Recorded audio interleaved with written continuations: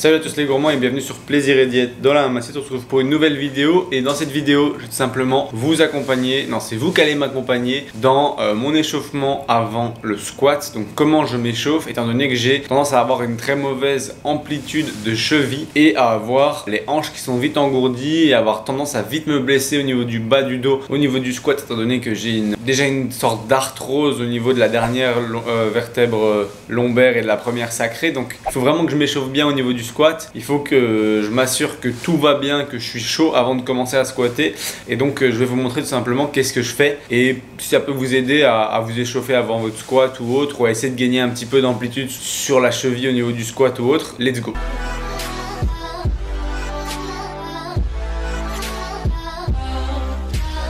La première chose qu'il faut que j'aborde, c'est la chaussure que vous devez mettre. Il vaut mieux que vous mettiez des chaussures plates ou alors squatter en chaussettes, tout simplement parce que mettre des chaussures avec un talon plus élevé a tendance à beaucoup plus accentuer le travail du genou, et du coup, pour ma part, c'est pas quelque chose que j'envisage, étant donné que avec une articulation du genou qui travaille plus, on a tendance à avoir plus vite des douleurs à ce niveau-là aussi. Étant donné que pour ma part, j'ai aussi eu assez régulièrement des douleurs au genou au niveau des ménisques, j'essaye d'éviter ça. En règle générale, je conseille des Converse, des Vans ou des chaussures du style Metcon ou en chaussettes tout simplement. Pour ce qui est du programme, du coup, on va commencer tout de suite avec le premier, consiste tout simplement à aller étirer mes hanches, mon psoas, aller travailler une amplitude grande. Évidemment, ne faites pas une amplitude comme ça sur votre squat, étant donné que si vous faites ça, vous allez retrouver avec un squat en butt-swing comme on appelle ça, qui veut dire que vous allez avoir un arrondissement du bas du dos au moment de votre squat. C'est pas la meilleure chose à faire, étant donné qu'avec la charge, ça peut potentiellement provoquer des douleurs au niveau du bas du dos.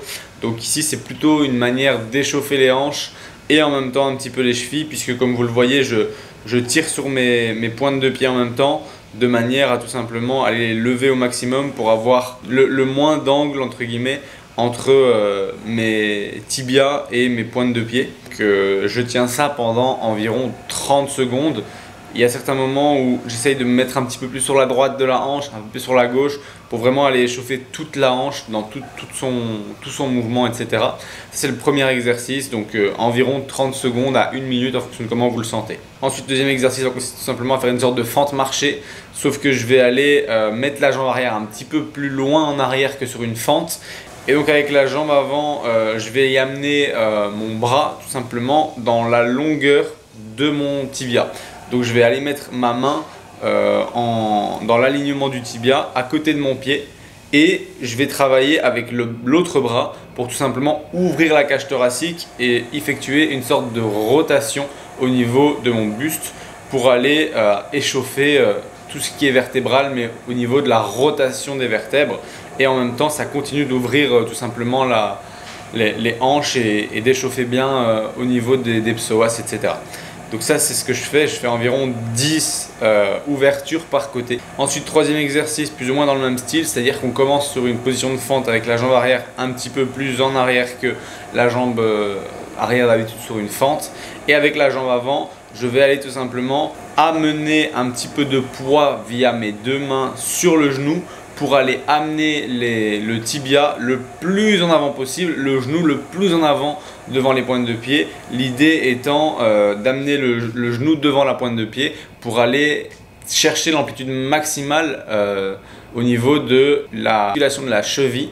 L'idée étant vraiment que vous ne leviez pas le talon pendant que vous le faites. Il ne faut absolument pas que le talon se lève, il faut que vous restiez le pied à plat, et il faut tout simplement faire des petits allers-retours pour aller un petit peu travailler sur cette amplitude de cheville, échauffer la cheville, qu'elle ne soit pas douloureuse, etc. Et donc ça, vous pouvez pareil en faire 10-12 par côté. Ensuite, pour aller continuer de travailler l'amplitude de cheville et en même temps un petit peu celle du genou, je vais tout simplement faire une sorte de variante de pistol squat avec une sorte de mouvement de quart d'amplitude. L'idée n'étant pas d'aller chercher une amplitude jusqu'à l'angle droit, c'est vraiment d'aller juste, encore une fois, chercher à ce que le genou passe devant la pointe de pied et que la cheville reste vraiment bien sollicitée d'avant en arrière comme sur le mouvement d'un squat, et le tout avec évidemment la plante de pied et le talon qui ne se lève pas. Ensuite, l'exercice suivant, c'est tout simplement le fait d'échauffer les chevilles en rotation dans tous les sens, et ce pendant 30 secondes par jambe tout simplement. C'est très simple.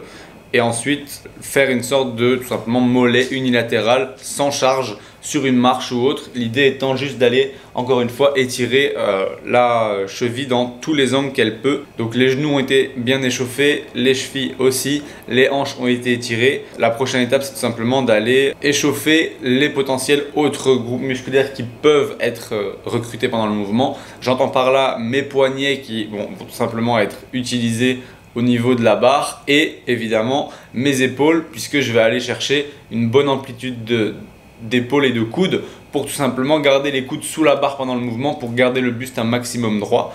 Donc pour ce faire, j'échauffe un petit peu ces bases là. Ensuite, je fais 2-3 flexions de hanches sur les côtés et sur l'avant, tout simplement pour voir comment je me sens, etc.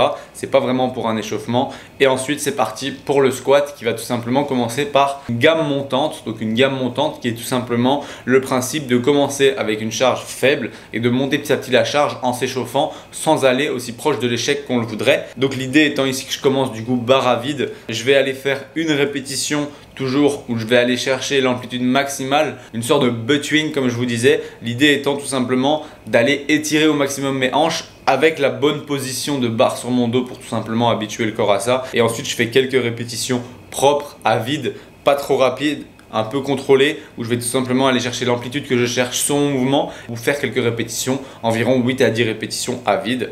Ensuite, je vais aller mettre tout simplement une charge un petit peu plus importante et aller faire 4-5 répétitions sans me fatiguer. Ensuite, je vais aller mettre une charge. Donc là, je dirais potentiellement 50% de la charge, puis 75% de la charge.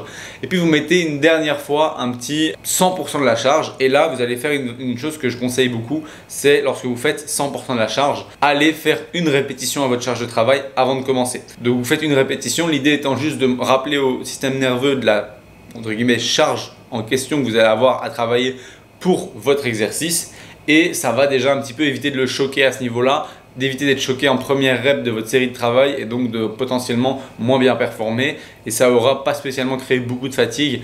Entre les séries d'échauffement, vous avez juste le temps d'aller changer les poids et refaites une série. Et au niveau de celle-là, lorsque vous avez fait une répétition, prenez 1 minute à 1 minute 30 de repos, mettez une bonne musique, préparez-vous mentalement et commencez votre série. Et comme ça, vous avez pris un échauffement de squat qui vous prend peut-être, disons, 15 minutes. Mais avec ça, vous êtes sûr que normalement, tout est échauffé et il n'y a plus qu'à squatter correctement à ce niveau-là. Donc voilà, j'espère que cette vidéo qui vous explique un petit peu l'échauffement de mon squat vous a plu. Je fais pas autant d'échauffement pour tous les groupes musculaires, mais pour celui-là, c'est quelque chose que j'aime bien mettre en place. Je sais pas qu'est-ce que vous faites vous pour votre squat. Est-ce que vous arrivez, vous mettez la barre, vous squattez direct? Dites-moi un petit peu tout ça en commentaire. Quant à moi, j'espère que cette vidéo vous aura plu. Si c'est le cas, vous pouvez toujours cliquer sur j'aime et même vous abonner.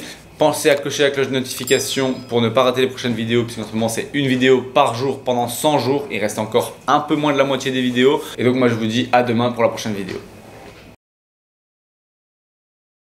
Ok, si tu es encore sur cette vidéo, c'est tout simplement parce que tu es intéressé parce que je vais te dire là maintenant. Je suis en train de te parler de quelque chose d'un petit peu plus personnel, plus axé sur toi, puisque je vais te parler tout simplement des coachings ou accompagnements qu'on peut proposer au sein de Plaisir et Diète. Je pense que si tu nous suis déjà sur Instagram, Plaisir et Diète, donc tout en un mot attaché sur Instagram, ou mon compte perso Maxime-LRNT, tu sais que je propose des suivis et qu'on propose au sein de la team de coaching des suivis au niveau de la nutrition, au niveau de l'entraînement, au niveau des deux ensemble, au niveau de votre mindset, au niveau de la psychologie liée à l'alimentation, un meilleur équilibre, etc. Ainsi que pour ma part et celle de Manon, des consultations diététiques qui peuvent être remboursées en fonction de vos mutuelles. Il se trouve que pour tous ces types de suivis, on a créé une sorte de questionnaire avec toutes les informations que tu pourrais nous faire parvenir pour qu'on analyse un petit peu ton cas et qu'on voit un petit peu ensemble en fait, est-ce qu'on a quelque chose à te proposer qui pourrait t'aider à atteindre tes objectifs, que ce soit une perte de gras, que ce soit une prise de muscle, que ce soit une meilleure relation à l'alimentation, que ce soit tout simplement une sortie des troubles du comportement alimentaire, que ce soit une recomposition corporelle, c'est-à-dire perte de gras tout en prenant du muscle et donc avec un poids qui reste plus ou moins stable mais un visuel qui s'améliore. Il y a moyen de faire de tout, donc l'idée c'est juste que tu nous donnes tout simplement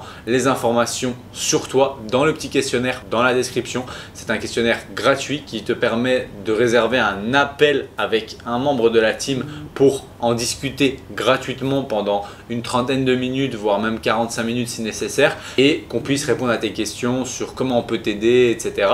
Et si ça t'intéresse, n'hésite pas donc à aller cocher ce premier lien dans la description et à tout simplement prendre ton appel gratuit pour qu'on voit ensemble ce qu'on peut faire pour t'aider. Ça me fait vraiment plaisir et encore merci d'écouter toutes nos vidéos. Donc ça, c'est le petit cadeau pour ceux qui restent jusqu'à la fin et à la prochaine.